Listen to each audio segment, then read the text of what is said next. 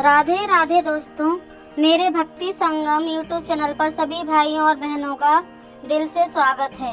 आशा करती हूँ कि आप लोग बहुत अच्छे होंगे, मैं भी अच्छी हूँ। दोस्तों, मैं आप लोगों के लिए बहुत सारी चीज़ें लेकर आती हूँ, पर आप लोग मेरा सपोर्ट नहीं करते हो और मेरा मनोबल खराब हो जाता है।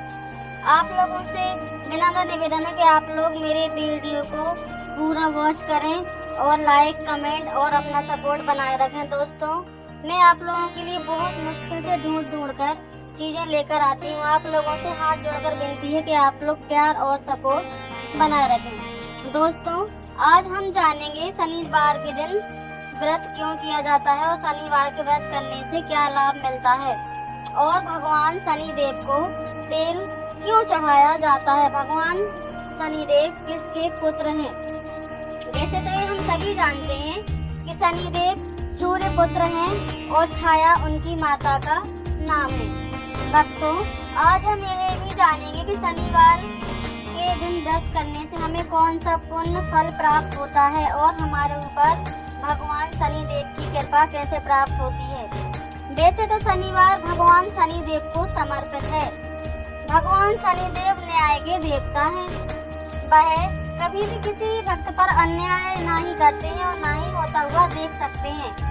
वह सभी भक्तों के ऊपर अपनी कृपा दृष्टि बनाए रखते हैं और सभी का कल्याण करते हैं। भक्तों, आज हम शनिदेव की ऐसी कथा के बारे में आपको बताने जा रही हूँ जिसे सुनकर आप लोगों के घर में सुख, शांति और समृद्धि बनी रहेगी। तो दोस्तों, कहते हैं कि कोई भी कथा हो, पूजा हो, आरती हो, कुछ भी हो, कोई भी चीज बीच में स्किप किए हुए नहीं जाना चाहिए। भक्तों, मेरे साथ शुरू से लेकर लास्ट तक बने रहिए। मैं आपको आज भगवान शनिदेव की कथा सुनाने वाली हूँ। आशा करती हूँ आप लोगों को पसंद आएगी। तो दोस्तों, मेरे साथ शुरू से लेकर लास्ट तक मेरे साथ में बने रहिए और थोड़ा थोड़ा प्यार और सपोर्ट बनाए रखिए। तो आइए मेरे साथ में आज आपको बताने जा रही हूँ। तो आइए शुरू करते हैं। एक समय में स्वर्गलोक में सबसे बड़ा कौन के प्रश्न पर 9 ग्रह में विवाद हो गया। निर्णय के लिए सभी देवता देवराज इंद्र के पास पहुँचे और बोले, हे देवराज, आपको निर्णय करना होगा कि हम में से सबसे बड़ा कौन है। देवताओं का प्रश्न सुने इंद्र उलझन में पड़ गए। फिर उन्होंने सभी को पृथ्वी लोक में राजा विक्रमादित्य के पास चलने का सुझाव दिया। सभी ग्रह भूलोक राजा विक्रमादित्य के दरबार में पहुँचे। जब ग्रहों ने अपना प्रश्न राजा विक्रमादित्य से पूछा तो वह भी कुछ देर के लिए परेशान हो उठे, क्योंकि सभी ग्रह अपनी अपनी शक्तियों के कारण महान थे। किसी को भी छोटा या बड़ा कह देने से उनकी पर्वत के प्रकोप से भयंकर हानि पहुंच सकती थी।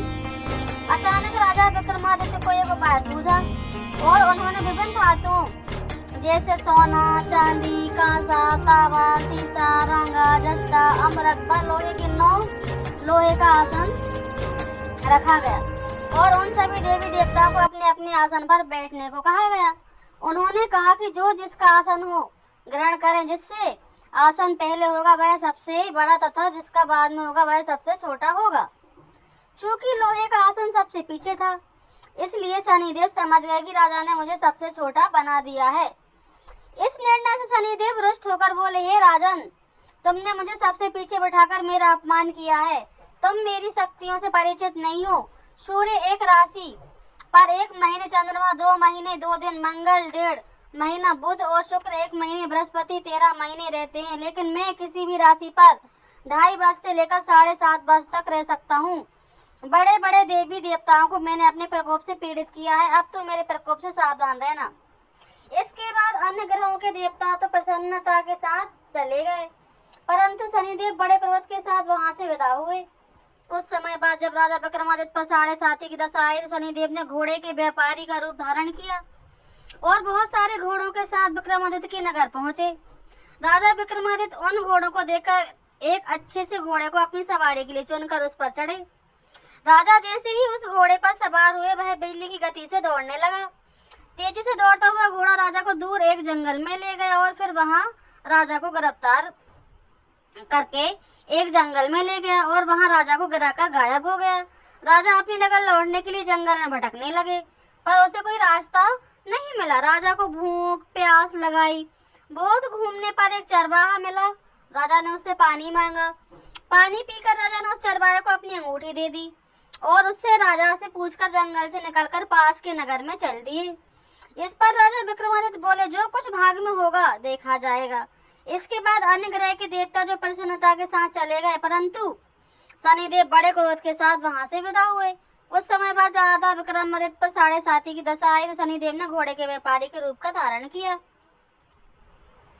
राजा विक्रमादित्य उन घोड़ों को देखकर एक अच्छे से घोड़े को अपनी सवारी के लिए चुनकर उस पर चढ़े। राजा जैसे ही उस घोड़े पर सवार हुए, वह बिजली की गति से दौड़ पड़ा। तेजी से दौड़ता हुआ घोड़ा राजा को एक दूर जंगल में ले गया और वहां पर राजा को गिराकर गायब हो गया।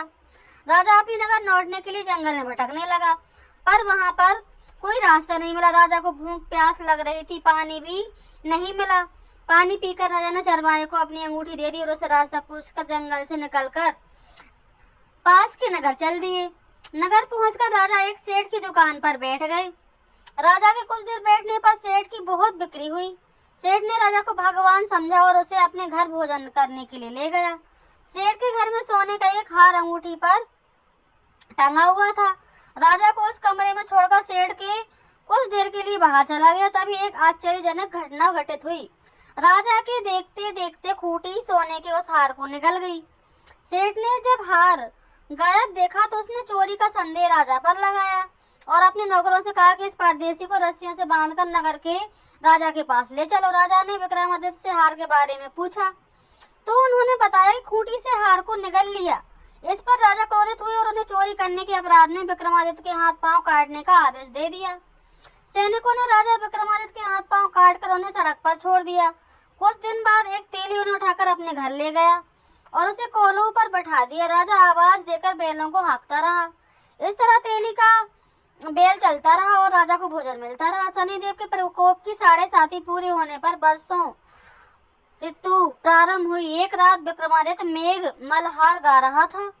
तभी नगर की राजकुमारी मन भवानी रथ पर सवार उस घर के पास से गुजरी। उसने मल्हार से सुना तो उसे अच्छा लगा और दासी को बेचकर गाने वाले को बुला लाने के लिए कहा। दासी लौटकर राजकुमार को अपंग राजा के बारे में सब कुछ बता देती है। राजकुमारी उस मेघ मल्हार से बहुत मोहित हुई और उस पर सब कुछ जानते हुए भी उसने अपंग राजा से विवाह करने का निश्चय किया। राजकुमारी ने अपने माता पिता से जब यह बात कही तो वह हैरान रह गए। उन्होंने उसे बहुत समझाया पर राजकुमारी ने अपनी जिद नहीं छोड़ी और प्राण त्याग देने का निश्चय कर लिया। आखिरकार राजा रानी को विवश होकर अपंग विक्रमादित्य से राजा राजकुमारी का विवाह करना पड़ा। विवाह के बाद राजा विक्रमादित्य और राजकुमारी तेली के घर में रहने लगे। उसी रात स्वप्न में शनिदेव ने राजा से कहा, राजा तुमने मेरा प्रकोप देख लिया, मैंने तुम्हें अपना अपमान का दंड दिया है। राजा ने शनिदेव से क्षमा करने को कहा और प्रार्थना की, हे शनिदेव, आपने जितना दुख मुझे दिया है अन्य किसी को ना देना। शनिदेव ने कहा, राजा मैं तुम्हारी प्रार्थना स्वीकार करता हूँ। जो कोई स्त्री पुरुष मेरी पूजा करेगा, कथा सुनेगा, जो नित्य ही मेरा ध्यान करेगा, चींटियों को आटा खिलाएगा, वह सभी प्रकार के कष्टों से मुक्त होकर रहेगा, उसके सब मनोरथ पूर्ण होंगे। यह कहकर शनिदेव अंतर ध्यान हो गए। राजकुमारी ने अपने माता पिता से जब यह बात कही तो वह हैरान रह गए। उन्होंने उसे बहुत समझाया पर राजकुमारी ने अपनी जिद नहीं छोड़ी और प्राण त्याग देने का निश्चय कर लिया। आखिरकार राजा रानी को विवश होकर अपंग विक्रमादित्य से राजकुमारी का विवाह करना पड़ा। विवाह के बाद राजा विक्रमादित्य और राजकुमारी तेली के घर में रहने लगे। उसी रात स्वप्न में शनिदेव ने राजा से कहा कि तुमने मेरा प्रकोप देख लिया, मैंने तुम्हें अपने अपमान का दंड दिया। और राजा ने शनिदेव से क्षमा करने को प्रार्थना की, हे शनिदेव, आपने जितना दुख मुझे दिया है अन्य किसी को ना देना। शनिदेव ने कहा, राजन मैं तुम्हारी प्रार्थना स्वीकार करता हूँ। जो कोई स्त्री पुरुष मेरी पूजा करेगा, कथा सुनेगा, जो नित्य ही मेरा ध्यान करेगा, चींटियों को आटा खिलाएगा, वह सभी प्रकार के कष्टों से मुक्त रहेगा तथा सबके सब मनोरथ पूर्ण होंगे। यह कहकर शनिदेव अंतर ध्यान हो गए। प्रातः काल राजा विक्रमादित्य की नींद खुली तो उसने अपने हाथ पांव देखकर राजा को बहुत खुशी हुई। उन्होंने मन ही मन शनिदेव को प्रणाम किया। राजकुमारी भी राजा के हाथ पांव सलामत देखकर आश्चर्य में डूब गई। तब वह राजा विक्रमादित्य ने अपना परिचय देते हुए शनिदेव के प्रकोप की सारी कहानी सुनाई। इधर सेठ को जब इस बात का पता चला तो दौड़ता हुआ आया और राजा विक्रमादित्य के चरणों में गिरकर क्षमा मांगने लगा। राजा विक्रमादित्य ने उसे क्षमा कर दिया, क्योंकि वह जानते थे कि यह सब शनिदेव के प्रकोप के कारण हुआ था। सेठ राजा विक्रमादित्य को पुनः अपने घर ले गए और अपने भोजन कराया। भोजन करते समय वहां एक आश्चर्यचकित घटना हुई। सबके देखते देखते खूंटी से हार निकल गया। सेठ ने अपनी विवाह बेटी के साथ कर दिया और बहुत ही आभूषण धन आदि देकर राजा को विदा किया। राजा विक्रमादित्य राजकुमारी मन भावनी और सेठ की बेटी के साथ अपने नगर पहुंचे तो नगर वासियों ने हर्ष के साथ उनका स्वागत किया। अगले दिन राजा विक्रमादित्य ने पूरे राज्य में घोषणा कराई कि शनिदेव सब ग्रहों में सर्वश्रेष्ठ हैं। प्रत्येक स्त्री पुरुष शनिवार को उनका व्रत करें और व्रत कथा अवश्य सुने। राजा विक्रमादित्य की घोषणा से शनिदेव बहुत प्रसन्न हुए। शनिवार का व्रत करने और कथा सुनने से शनिदेव की अनुकृपा बनी रहेगी और जातक के सभी दुख दूर हो जाएंगे, ऐसा भगवान शनिदेव ने आशीष दिया। वैसे तो भगवान शनिदेव न्याय के देवता कहलाते हैं।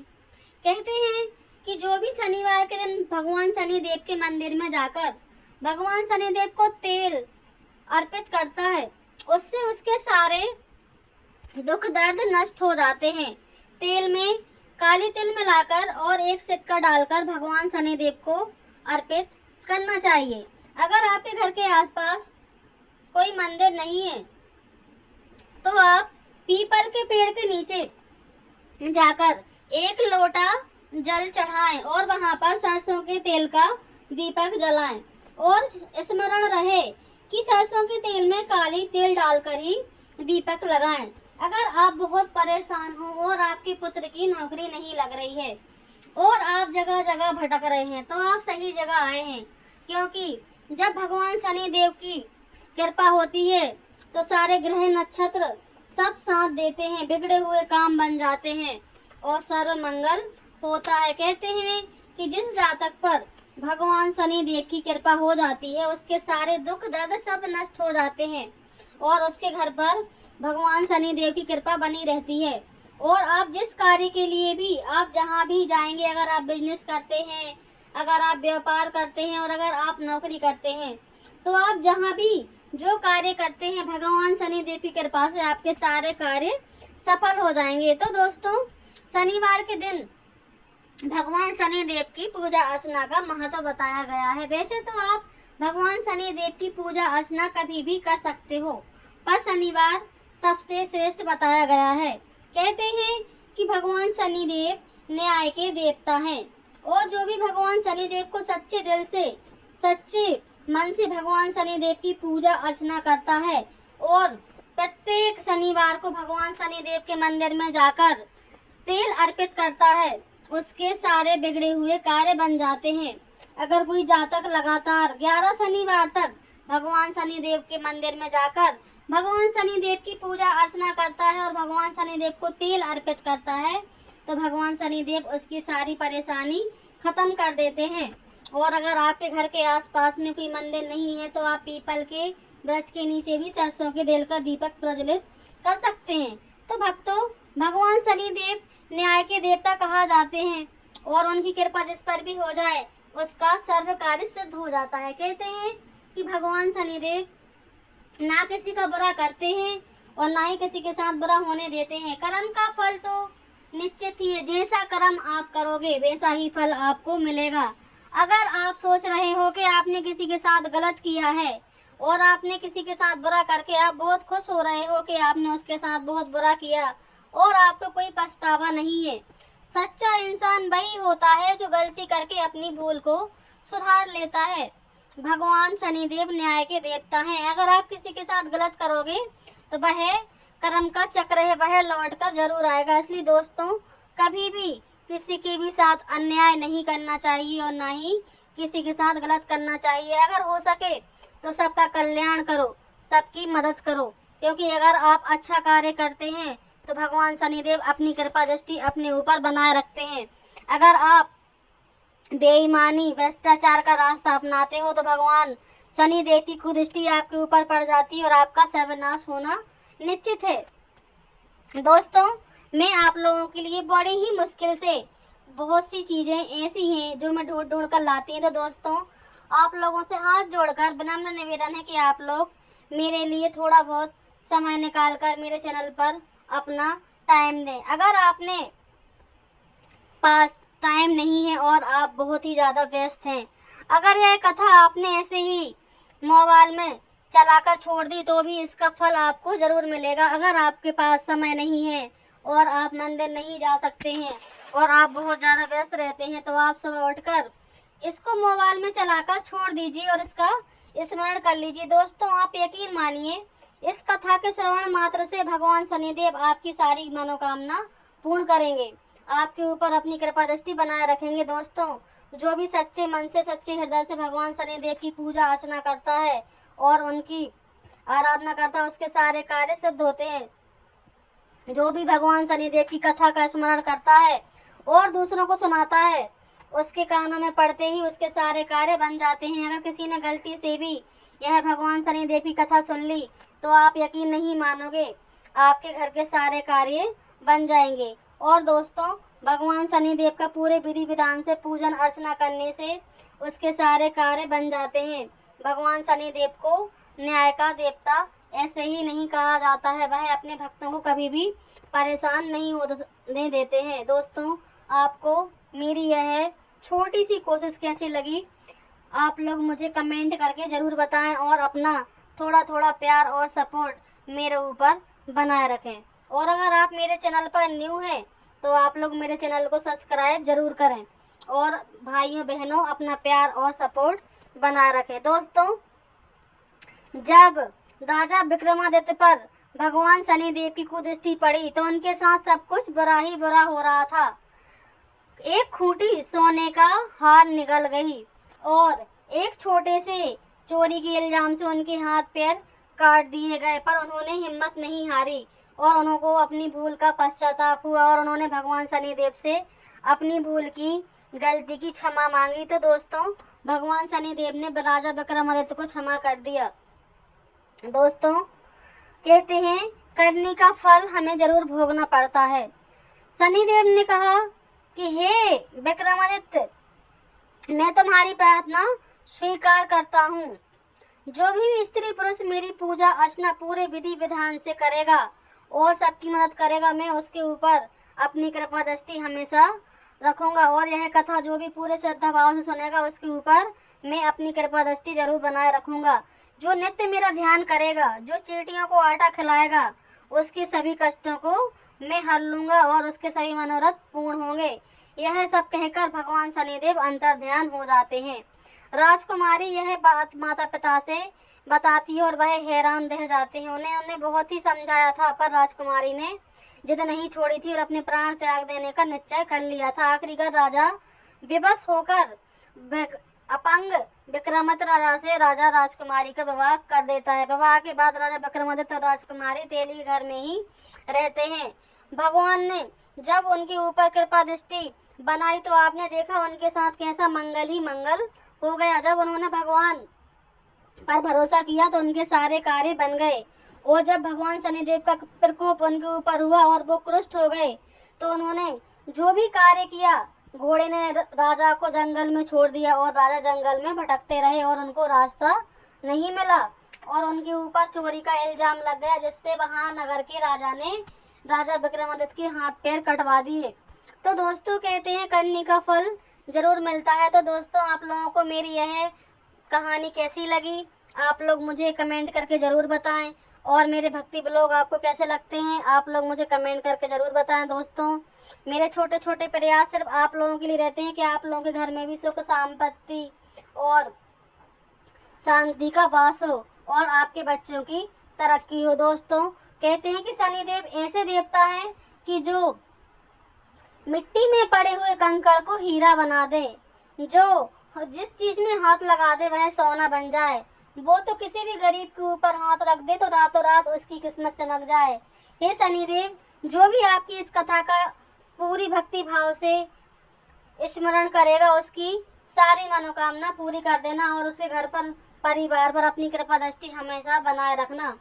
जो भक्त भगवान शनिदेव का पूरे सच्चे मन से पूरे सच्चे हृदय से उनकी पूजन वंदन करता है उसकी सारी मनोकामना पूरी होती है।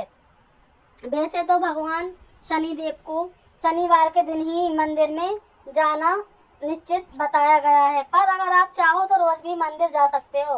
मंदिर जाने में कौन सी बुराई है। आप भगवान के सामने ही तो माथा टेक रहे हो।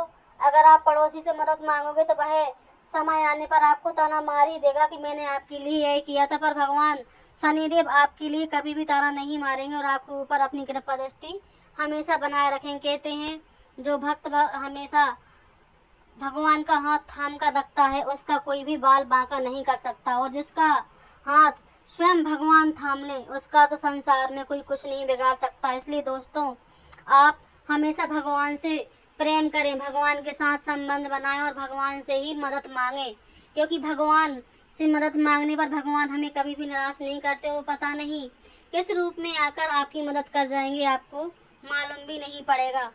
जैसी स्थिति राजा विक्रमादित्य के साथ आई वैसी स्थिति किसी के साथ भी नहीं आए और उसके साथ सब कुछ अच्छा ही अच्छा हो। कहते हैं जिसके ऊपर भगवान शनिदेव को दृष्टि डाल देते हैं उसका सर्वनाश होता है, पर जिसके ऊपर भगवान अपनी अच्छी नेत्र दृष्टि डाल देते हैं, अपना आशीर्वाद दे देते हैं, उसके सारे कार्य बन जाते हैं। अगर आप बहुत परेशान हो चुके हैं, बहुत हार चुके हैं और आप थक हार कर घर में बैठ चुके हैं, कोई भी काम सफल नहीं हो रहा है, कोई भी चीज़ आप जो कार्य करने जाते हैं वह विफल हो जाता है, तो दोस्तों आप एक बार भगवान शनिदेव का व्रत करके देखिए और उनके मंदिर में जाकर तेल अर्पित कीजिए। तेल में आपको कुछ नहीं करना है, सिर्फ आपको काली तेल डालकर आपको भगवान शनिदेव के लिए अर्पित करना है और शाम को पीपल के पेड़ के नीचे आपको सरसों के तेल का दीपक जलाना है। दोस्तों, आप यकीन नहीं मानोगे, 11 शनिवार के बाद ही आप देखोगे कि आपके घर में अचानक से सारे बिगड़े हुए काम बन रहे हैं और आपके घर में हमेशा तंगतोषी रहती है। आप 10 रुपये कमाते हैं, 20 रुपये खर्च हो जाते हैं, 2 रुपये घर में आते हैं, 5 रुपये खर्च हो जाते हैं और आपके घर में कोई भी आमदनी नहीं हो रही है और हमेशा आप परेशान रहते हैं और बचत नहीं होती है। और आप जैसे ही भगवान शनिदेव का पूजन अर्चन करना शुरू कर देंगे वैसे ही आपके सोए हुए भाग जाग जाएंगे। दोस्तों, मेरी आप लोगों से हाथ जोड़कर विनती है कि आप भगवान शनिदेव की पूजन अर्चना जरूर करें। हे शनिदेव, जो भी आपकी इस कथा का स्मरण करें उसके सारे बिगड़े हुए कार्य बन जाएं। तो दोस्तों, आपको मेरा ये भक्ति ब्लॉग कैसा लगा? मेरी यह छोटी सी कोशिश आप लोगों के लिए हमेशा रहती है।